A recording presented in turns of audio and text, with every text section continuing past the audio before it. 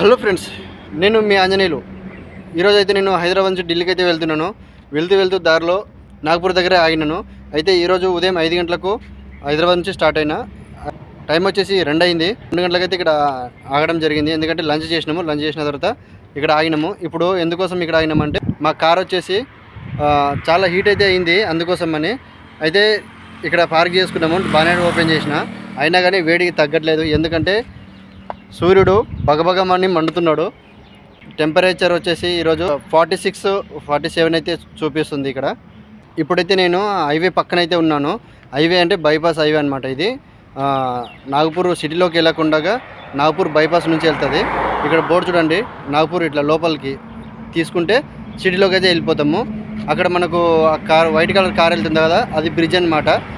ఇక్కడ నుంచి వెళ్తున్న వెహికల్స్ అన్నీ ఆ బ్రిడ్జ్ పై నుంచి వెళ్తాయి. మేము కూడా అట్టే వెళ్ళాలి. కాకపోతే కారు బాగా హీట్ అయినందువలన ఇక్కడ చెట్టు కింద అయితే పార్క్ చేసుకున్నాము.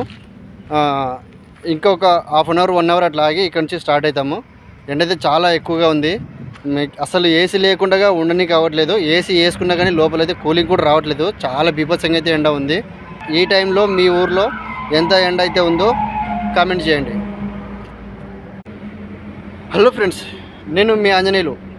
ఈరోజు అయితే నేను హైదరాబాద్ నుంచి ఢిల్లీకి అయితే వెళ్తున్నాను. వెళ్తూ దారిలో నాగపూర్ దగ్గర ఆగినాను. అయితే ఈరోజు ఉదయం 5 గంటలకు హైదరాబాద్ నుంచి స్టార్ట్ అయినా.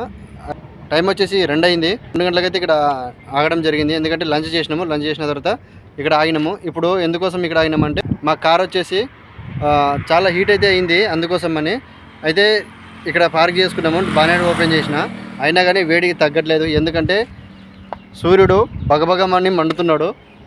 టెంపరేచర్ వచ్చేసి ఈరోజు 46, 47 అయితే చూపిస్తుంది ఇక్కడ. ఇప్పుడైతే నేను హైవే పక్కన అయితే ఉన్నాను.